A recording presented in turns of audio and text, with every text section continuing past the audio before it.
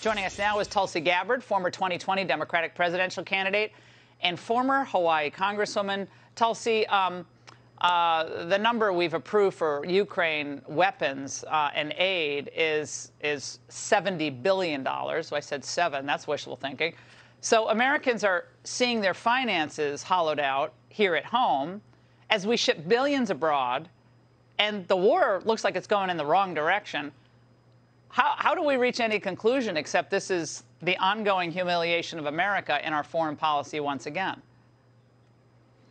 Yeah, well, Laura, you're bringing up such critical points here that the American people need to understand the seriousness of the situation that the Biden administration and leaders in Washington have put us in. So we go beyond kind of the day-to-day battle updates of what's happening in our proxy war against Russia in Ukraine and actually take a step back and focus on the big picture and the great threat that we face, which is the reality that this war is continuing to escalate.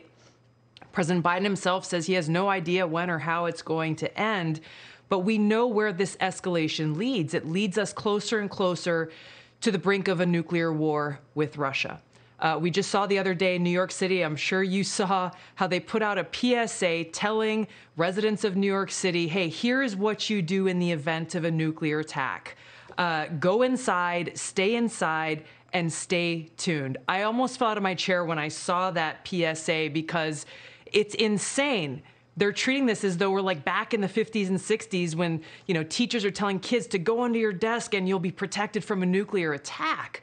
It's crazy. The reality is President Biden, members of Congress, leaders in our country, the wealthy, they will have a safe place to be in the event of a nuclear war that they are behind causing, while the rest of us in America and Russia, people around the world, will be decimated from this event, and yet they treat it as though it's nothing. It's nothing to take seriously. They're even making plans on how they can continue to wage this war from an underground bunker. This is the seriousness of the threat that we face, and how crazy and disturbing it is that President Biden and people in his administration can be so nonchalant about how they are the ones who are continuing to drive this forward. Cavalier, yeah, exactly. I mean, tonight.